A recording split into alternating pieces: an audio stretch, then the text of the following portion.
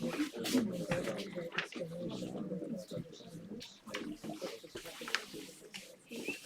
right, hello everyone.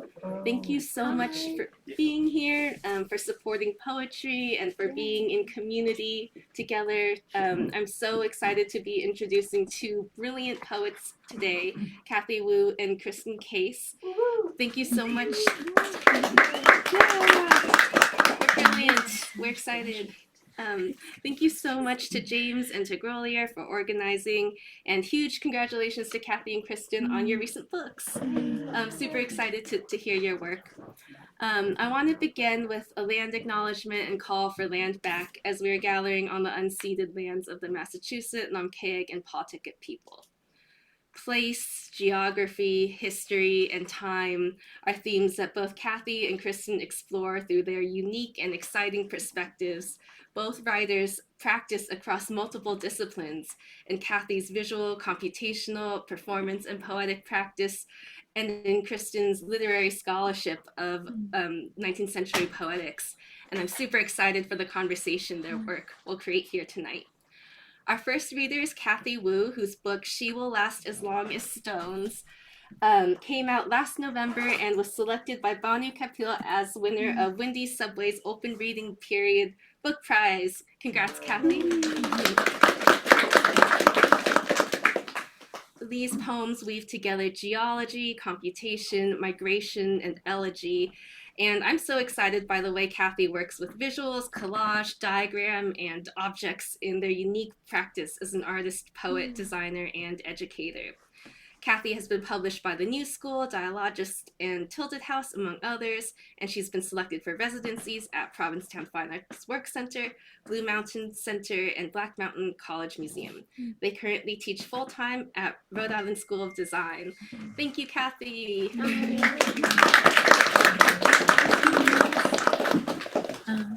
Thank you so much, Jess, for the beautiful opening and for holding that space. And yeah, also just appreciate everyone coming out for poetry tonight. I think there's just like a lot of like pain and grief in the world at present. And so just want to hold some space for that. There's a lot of grief in this text, but also a lot of rocks. So I'll start there. Let me see, maybe just open up for this. Oh yeah, please. Okay. Ground. Ocean. Name every place that used to be ocean. Does it become desert? I thought the stones would answer as if grief was a question. Ammonite among arm's length, abundance, angiosperms, each one of you is a glyphic thing inscribing a geolove, lithic history. How long? Sunday at midnight is when people appear, the pink-white crescent of your fingernail. You can offer it language, the color is all but micaceous. Early theories of stone precipitated, Neptunic. Perhaps water houses such things, granite, schist, basalt. Hot dust, cold dust, congeals fast. In the beginning, fusion formed entire gods, nuclear heats. Faster and faster twirls in her silver gold skirt. Shades of yellow, red to shield your eyes from. Metals precipitate from sun, iron to gooey center. Everything slows, dries, crisps the surface. Become blue-green, become submerged in so much rain. Algae blooming and dying, the syntax of cells warps at incredible speed. Wet and breathing things. The first thing to blink at light. Plates crash, pull at dermis, violent, slow orogenies. The migration of very large animals eventually. What invitation? Asteroid. How many elegies held in sediment by now? Cambrian soft life, pressed jelly craters to sand, undulations where water used to be, geology as a thing to be read. Everything has to return to the ground. This is a gray-brown truth. There are so many mothers in the fossil record. There are so many bellies.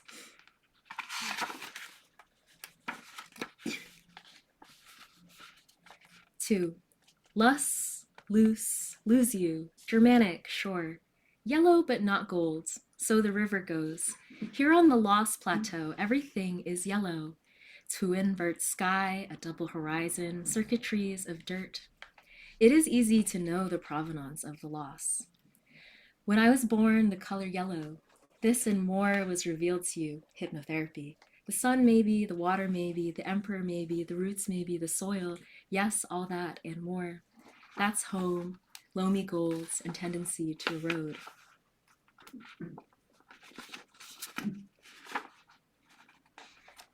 My memory has no half-life.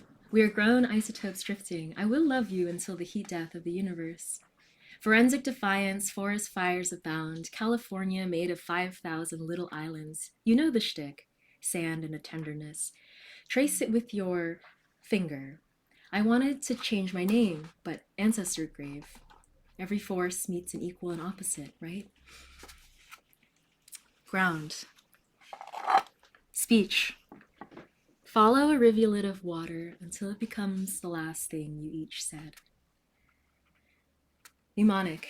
A cell is the smallest unit of life, the way that I and A are the smallest in English. How long does it take to turn inanimate? How long does it take to jump from lung to rib? From rib to spine? Will it remember the language of lung? Slow moss wrapping greenly around the gray of it, eyes that close before the end of the world. How much energy in the letter A? Meanwhile, pluralities remain. For let I be zero. That's the thing about hardware. For let earth. Earth is earth plus one. For let stone. Stone is stone minus one. Forget stone. Picture of minor and minor families. Picture of tunnel with stone at the end of it. Picture of no plants. Picture of bus with no workers. Picture of small precipice. Picture of no riot. Picture of no air. Picture of website. Picture of word made light. Picture of number getting smaller and smaller. So yes, I would say it's fundamentally a technology of abstraction. I mean extraction. Language is. No technology is. Anaconda has shares. Guggenex has shares. Bingham has shares. Kennicott has shares. Try to tell the truth. Try so that the poem isn't mud.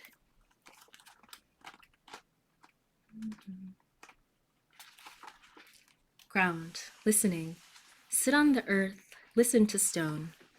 What does it tell you? Try to hear the farthest sound you can. Try to hear the oldest sound you can.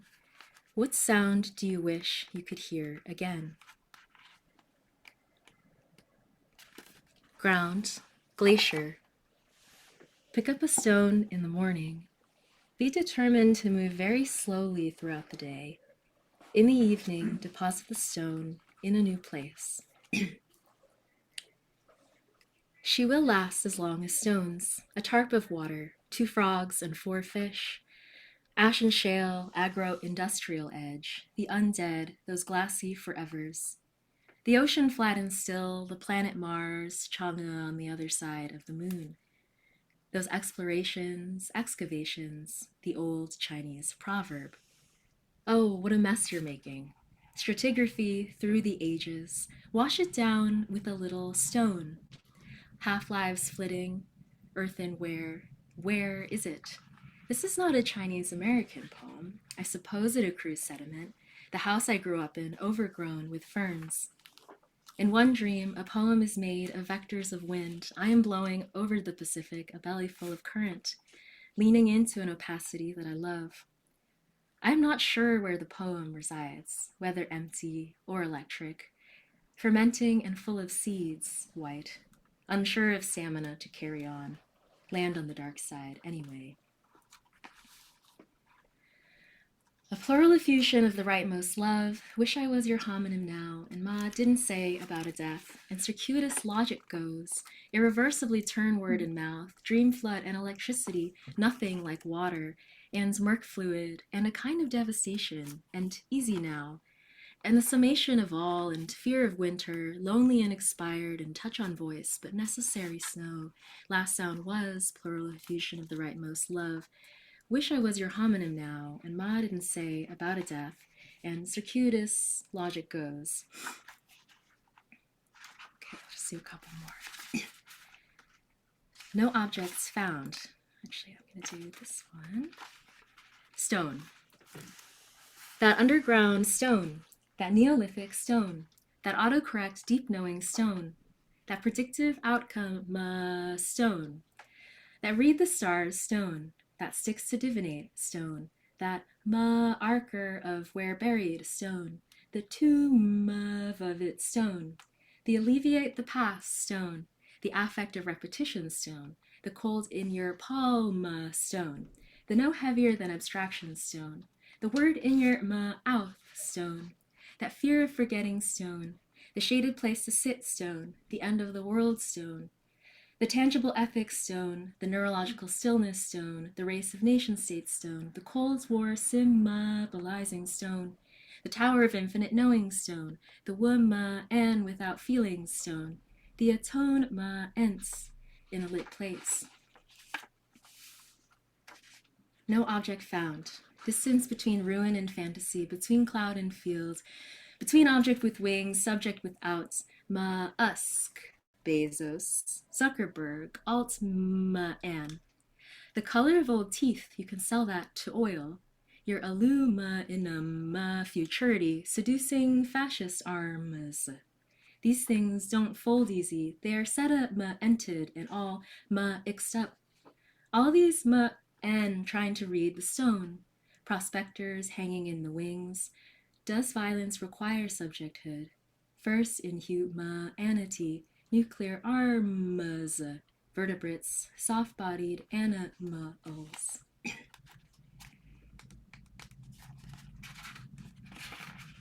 An obsession with beauty, as in that which will never be the same. It's okay. Return briefly to a childhood, to a buff dove morning. It is neither night nor morning. Find that mountains are enough to bring tears. Under a cloud I find time, want to not want the heavy. Tongue on a bone-dry stone, swallow reincarnate glass. Some days will feel like the end, the beginning. See agriculture pattern like clothing, shiver to think no one lives there. For you, I have instructions for going on, but not forgetting. The light of an exit sign, the green of a screen, an olive, a bush, a tree. Ground. Mouth. Wash your mouth with sand. Do teeth envy minerals that are not theirs? Let it melt without antagonism. Ground. Pebble.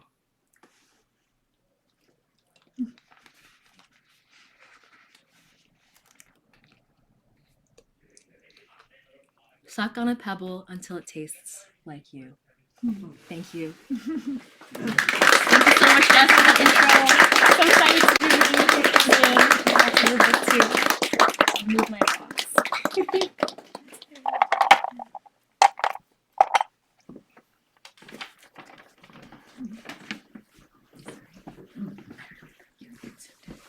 Wow. Amazing, Lord. Thank you so much, Kathy. Our next reader is Kristen Case. Kristen is the author of 3 poetry collections, including Little Arias by New Issues Press in 2015 and Principles of Economics by Switchback Books from 2018, and both won the Maine Literary Award in Poetry. Her most recent collection is Daphne, which came out last June as winner of the Tupelo Press Dorset Prize. Congrats! It didn't win that prize. I'm so sorry. Oh, sorry. It's okay. It's okay. Website, I'm just gonna then. Pretend. Okay. I open meetings. Sorry about that. Internet. Okay. So super excited for this book, Daphne, which meditates on the literary tradition of predation and violence in the Western canon, as in the myth of Daphne and Apollo. In both her scholarship and poetry, Kristen offers brilliant deep dives on poetic tradition. She is the author of scholarly essays and books on American literature, most recently Henry David Thoreau's Calendar, Charts and Observations on Natural Phenomena, from last year from Milkweed Editions. And Kristen has published essays on Thoreau, Emily Dickinson, Robert Frost, Ezra Pound, and Wallace Stevens, and she's also co-edited a number of scholarly volumes. She's the director of Thoreau's Calendar, a digital archive of the phenomenological manuscripts of Henry David Thoreau, and executive editor of the Monson Arts Seminar. Thanks, Kristen, for your poems.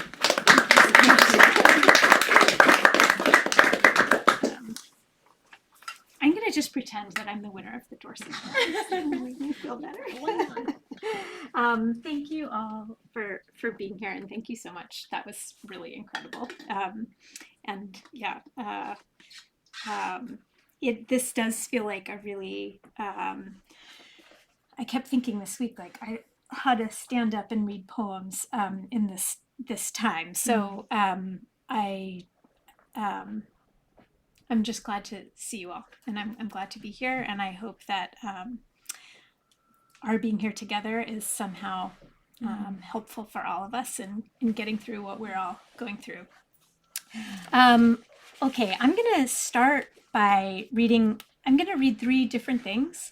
I'm going to read a little bit from this strange book, which is most of what it is a transcription of these incredible manuscripts that are seasonal charts kept by Thoreau, and they are monthly charts. And I worked on little essays about each one in the month that they depict. So I'm going to read a little bit from December, which is the last one, and it begins with a little vignette from my own life writing, and then moves into December of 1861, which was Thoreau's last December. So at the time that he was working on these manuscripts, he was bedridden and really dying. And what else do I need to tell you?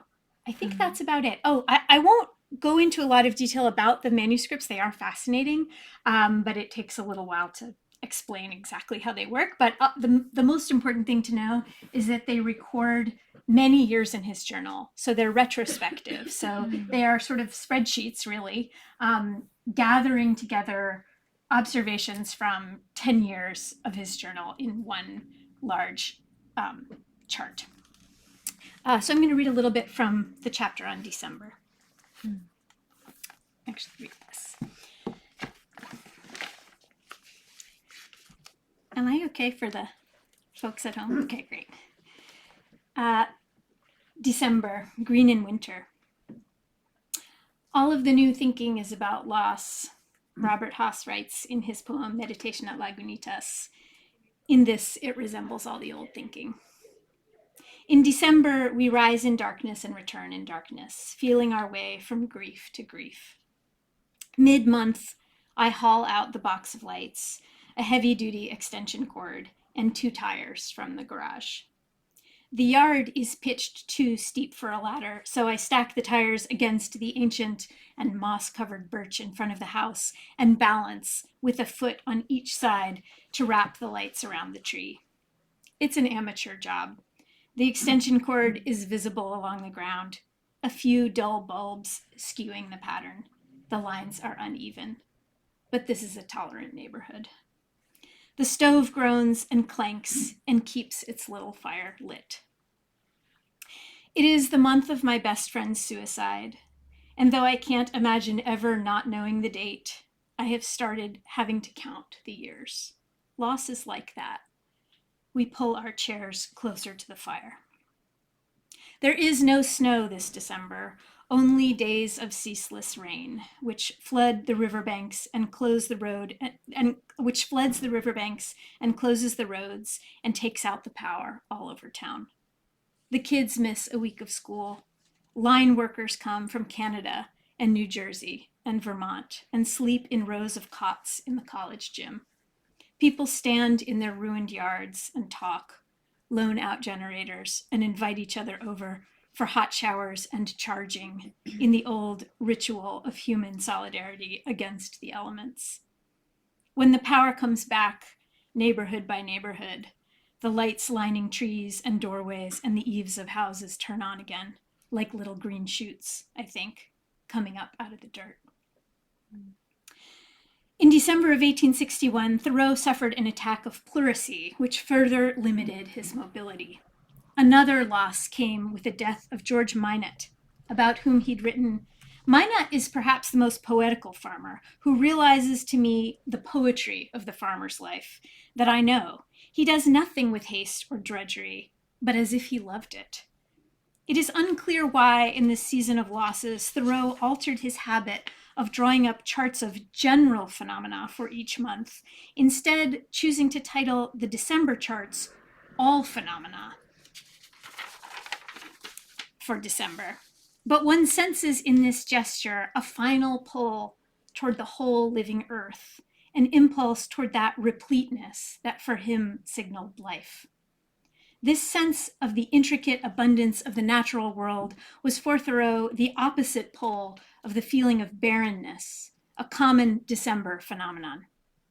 In 1858, he'd recorded in his journal, "The ground is still for the most part bare. Such a December is at least as hard a month to get through as November. You come near eating your heart now."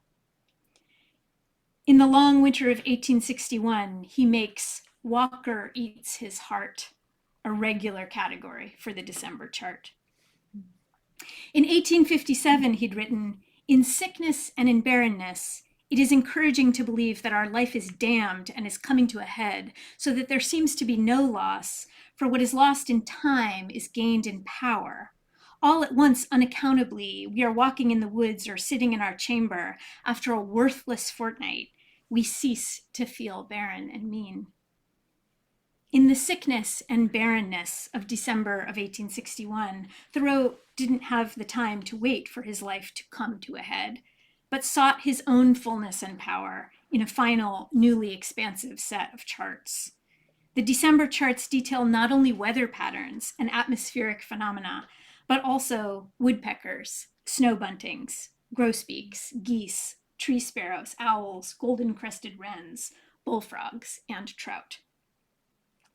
If, as I have suggested, the charts that Thoreau drew up in 1861 functioned as a way for him to experience the season, the December he sought to experience was one full of living creatures. The pendulum swing between barrenness and abundance is apparent throughout Thoreau's December journal entries, and attention to these entries can attune us to the role played by desire in his habit of observation. Typically, in these entries, an absence calls forth a presence. The very barrenness of the landscapes provokes a desire in the walker, who then trains his observant eye, or the eye of memory, on the subtle signs of life beneath the apparent stillness and emptiness of the natural world. On December 8th of 1855, he writes, "This afternoon go to the woods down the railroad, seeking the society of some flock of little birds, some squirrel, but in vain. Let a snow come and clothe the ground and trees, and I shall see the tracks of many inhabitants now unsuspected, and the very snow covering up the withered leaves will supply the place of the green ones which are gone." And an entry written a few days later follows the same pattern. "I see no birds, but here, methinks, one or two tree sparrows.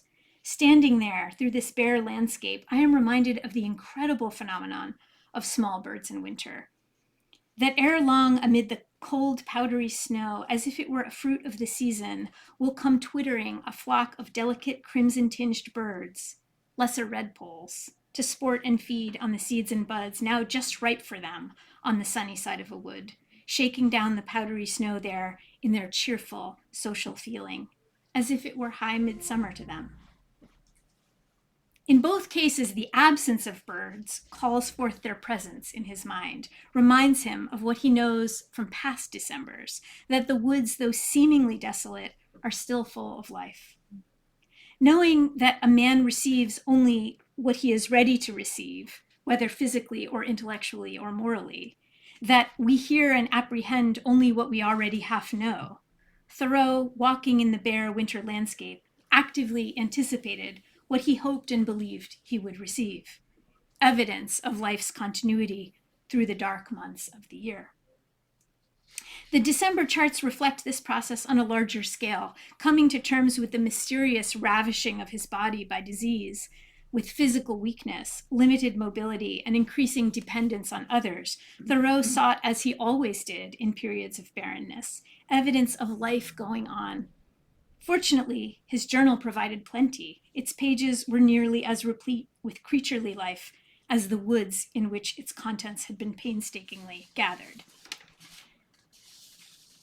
As accounts of his friends and family attest, Thoreau knew he was dying and seemed to give himself over to the experience of it, to live his dying as fully as he'd lived every other chapter of his life.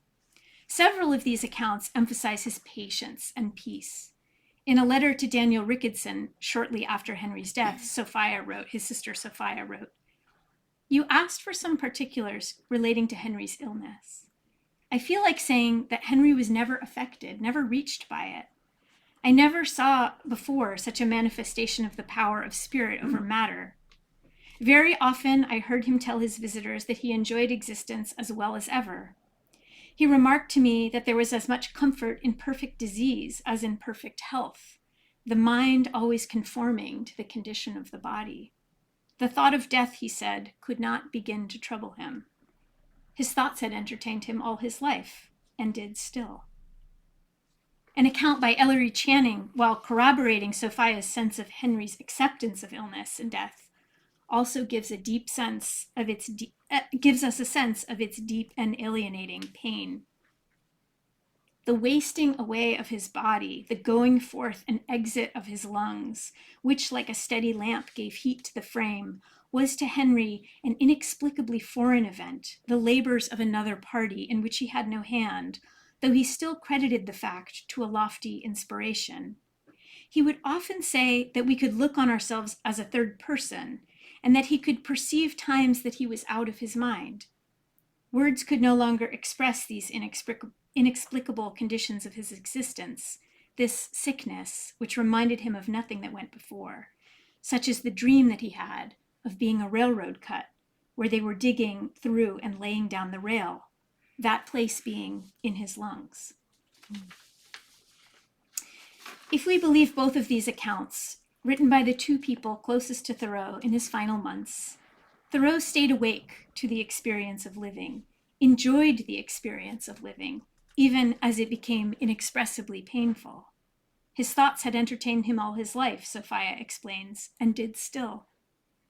It seems likely that by the spring of 1862, Thoreau's embodied consciousness had come to hold the intricate sense of the seasons he'd spent so long recording. In the dream reported to Channing, Thoreau's body had become the land itself, cut open for the laying of railroad track. No doubt, the first flowers of spring opened inside him too.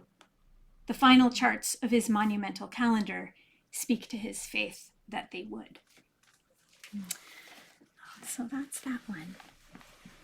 And now I'm just going to read one poem from this book, Daphne. And I'll just say before beginning that the long association of women and the idea of nothing or zero or emptiness is a theme in this book. And this poem is called O, after Hamlet. And it is, each section begins with a line from Hamlet, and the O is Ophelia. O. And like a neutral to his will and matter, did nothing. The engine of your interval ranges blank across the hour, blank across an ink blank importuning, a blankness rising like a little light. Blank, blank my heart, blank my will and matter. These breathing clouds, bright back the bodies of birds, black unbecome. Blankly a ghost word moves among enemy sentences, like a neutral. For example, want. For example, augury and its defiance. For example, any woman. This nothing's more than matter. A pattern of discrete absences or a light snow, vacancy of what cloud-covered hour, slow lit these crystalline grasses, this white-leafed pine, attain to a hollowness, here coldly, here let me. What ceremony else? else this ache at the base of the skull, else this eye strain, else a body other to itself, object before its own mind, skull before its own eyes. Mind you, this slow fog, mind you, it's breaking. Elsewhere, lichens break into the old trees, white casements, chimney smoke.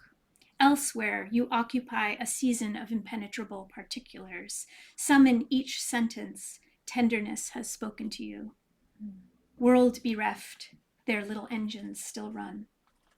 Here, the ceremony of grammar makes nothing possible. I think nothing, my lord. Still dark among the car sounds, you empty the night's ashes. Ophelia says the only words she can. Here, obedience, here, evasion. You build a small fire over the grate, while elsewhere the world takes up its forgotten body. O is a picture, not a sound.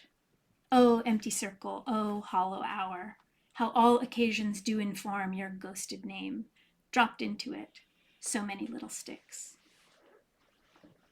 As one incapable of her own distress. Experiment. What would a woman look like emptied of everything, even her own distress? Leaden clouds delimitate a cold pearlescence. Result, dumb echo, floral concentrate of sex and singing. The stove sounds its invisible expansion behind the amplified nothing of the fire. The wood you carried an hour ago resolves into a fine ash. You are not, I'll mark the play. Ophelia, as not, as not, as not. No, they do but jest, poison in jest. Witness to a performance of madness, she contracts a real one. You rub the creosote from the stove door to better watch the burning. This joke kills her. Everything, even the light, fills with a low disgust. To be so readily annihilated. Observed of all observers. Stay low, it whispers. Your honesty should admit no discourse to your beauty. You think it snows, which might mean the world snows itself, or perhaps the weather is becoming snow. In any case, it obscures the early light, admitting discourse to the vulnerability of every kind of body.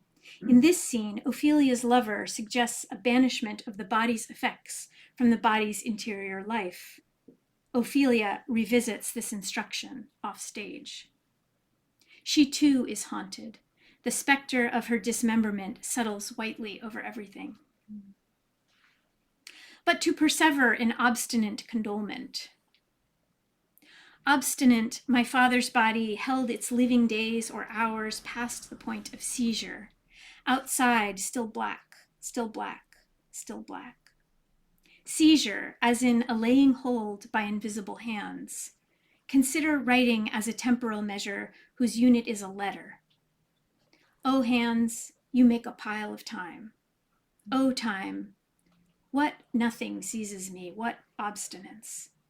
Now a dull light shows the shapes of all the objects that withstood the dark hours. Notwithstanding nothing, O little pile, O occupant, O, who's there? And nothing is at a like goodness still. This darkness which is not absence but a low hovering concentrate, thick with the dark, thick as any January tenor, doubled down in its own too much. All those lands which he stood seized of. All those the little snowfall now everywhere unbecomes. All those which may be seized, are the seizure of the body of the land. In the middle of the sentence, the lichens break into the dawn light, the body breaks into beauty. How you may forfeit your own mind, may stand seized of it, by poison, or by illness, or by any man, by words. Obstinately, the little snow. Thank you.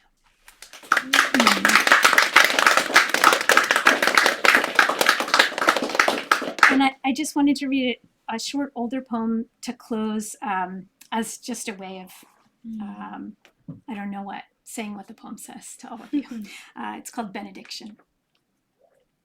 Fragility of the body, for example, the failure of eyes publicly disclosed by the fact of glasses, or shivering of the body in response to cold, public vulnerability to weather, everywhere to carry this fragility into the world, to hold it with you where you are watched, to be publicly wounded, to be a public body, to risk address, to suffer visibility, suffer visibly an intimate address, to be a body seen, to listen, to be subject to sound, a sounding onto the body to absorb others, to absorb the voices of others, to be publicly wounded, to carry voices and sounds, to be cold in public, to be visibly cold, to have a body, to be a body publicly, to want, for example, food, breathing publicly, the private mechanisms of the breath made visible as in exercise or cold, visibly to be a living body, a body visibly to carry this fragility publicly, to risk at all moments both beauty and non-beauty, for example, to risk at every moment desire and the absence of desire publicly, to confess tiredness, hunger, headache, breathing publicly, to confess brokenness, boredom, breathing, to confess weather, or for example, crying publicly or visibly stopping oneself from crying, to show outward sign of, to show any inward mechanism, to show. The world does not despise you. The world does not despise you. The world does not renounce your body. The world does not despise you. Thank you.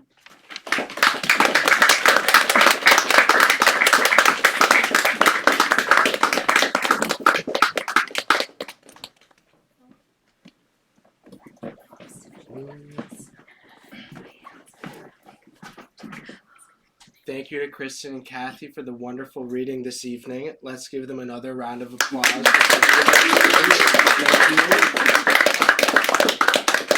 Thank you to Jess for the thoughtful introductions. Let's give Jess a round of applause.